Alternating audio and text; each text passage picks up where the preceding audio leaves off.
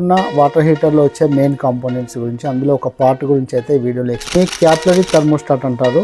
ఇది మనకు వాటర్ హీటర్లో వచ్చే సెకండ్ మేజర్ పార్ట్. సో ఈ పార్ట్ అనేది మనకు ఫంక్షన్ చేయకుంటే మన ఇంక్రీజ్ డిక్రీజ్ చేయడం కానీ, మీకు ఆ సర్టన్ టెంపరేచర్ వచ్చిన తర్వాత ఆ టెంపరేచర్లో కట్ ఆఫ్ కావడం కానీ, ఇది కంప్లీట్గా ఈ టెంపరేచర్ని సెట్ చేసేదంతా ఈ థర్మోస్టాట్. థర్మోస్టాట్ వచ్చేసి మనకి ఇక్కడ ఇది టెంపరేచర్ అడ్జస్ట్మెంట్ నాబ్ ఇది.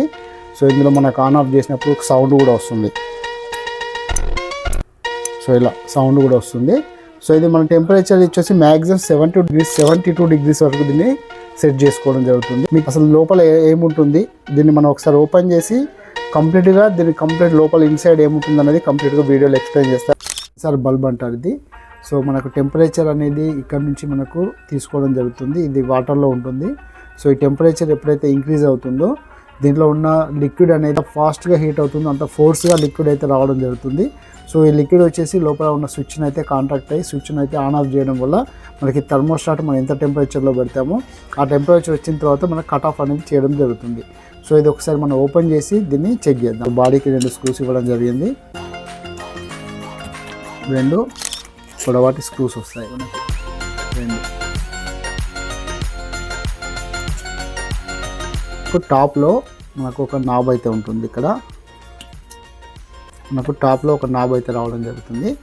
సో అలాగే ఇదొక పార్ట్, తర్వాత ఇదొక పార్ట్, ఇదొక పార్ట్. సో మొత్తం మనకు 3 పార్ట్స్గా డివైడ్ చేయడం జరిగింది. సో స్విచ్ లాగా ఇచ్చారు. ఎప్పుడైతే మనం ఇక్కడ ప్రెస్ అవుతుందో ఇది ఆన్ ఆఫ్ అనేది జరుగుతుంది. సో దీన్ని ఆపరేట్ చేయడానికే ఈ మెకానిజం, దీన్ని ఆపరేట్ చేయడానికే కంప్లీట్గా ఈ మెకానిజం అనేది ఉంది. సో దీంట్లో మనం ఇది కూడా ఓపెన్ చేద్దాం ఒకసారి.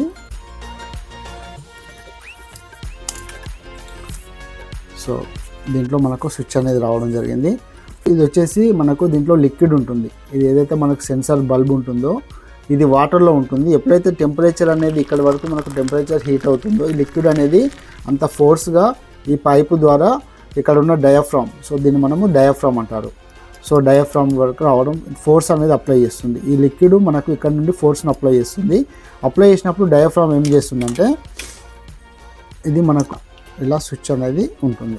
సో ఎప్పుడైతే డయాఫ్రామ్ దీనిపైన ఇలా కూర్చుంటుంది, ఎప్పుడైతే మనకు ఫోర్స్ అనేది అప్లై చేస్తుందో ఈ డయాఫ్రామ్ వచ్చేసి స్విచ్ని ప్రెస్ చేస్తుంది. ఇలా కింద ఉన్న స్విచ్ని ఇలా ప్రెస్ చేస్తుంది.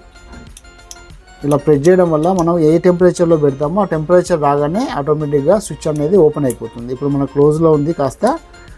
సో ఎప్పుడైతే డయాఫ్రామ్ వచ్చేసి స్విచ్ని ప్రెస్ చేస్తుందో సో స్విచ్ అనేది ఓపెన్ అయిపోతుంది.